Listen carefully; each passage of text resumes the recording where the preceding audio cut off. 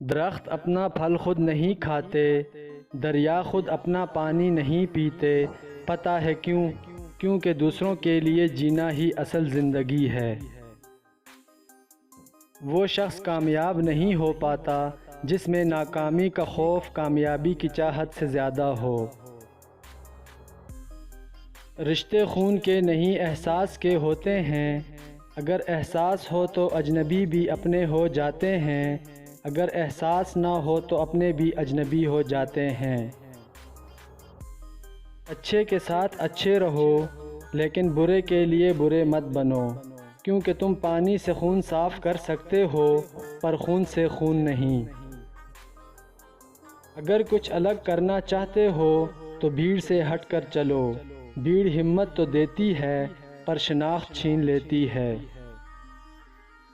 جب اپنوں کے درمیان بیٹھے ہوئے آنکھیں پانی سے بھر جائیں، منہ چھپا کر آنسو صاف کرنے پڑیں اور چہرے پر زبردستی کی مسکراہٹ سجانی پڑے، تب زندگی سے زیادہ بے رحم کچھ نہیں لگتا۔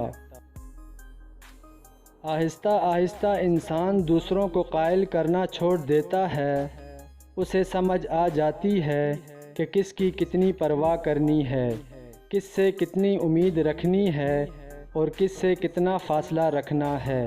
زندگی سب سکھا دیتی ہے۔ دنیا میں سب سے طاقتور انسان وہ ہوتا ہے جو دھوکہ کھا کر بھی لوگوں کی مدد کرنا نہیں چھوڑتا۔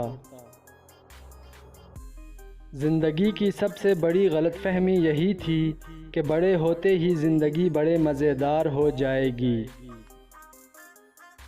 تم پانی جیسے بنو جو اپنا راستہ خود بناتا ہے، پتھر جیسے نہ بنو جو دوسروں کا راستہ بھی روک لیتا ہے۔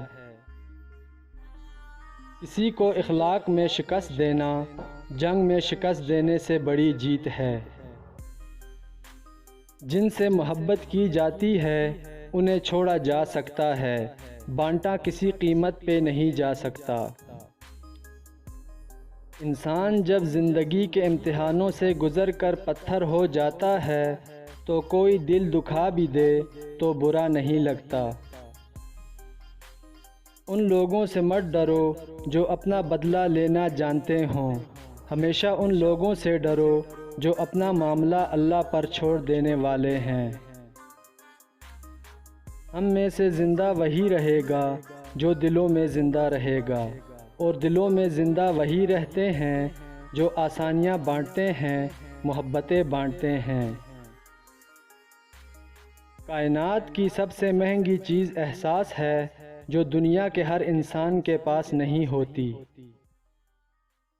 دھوکے ہوتے رہتے ہیں، لوگ بے نقاب بھی ہوتے رہتے ہیں، مگر ہر چیز کو جان کا روگ نہیں بنا لینا چاہیے۔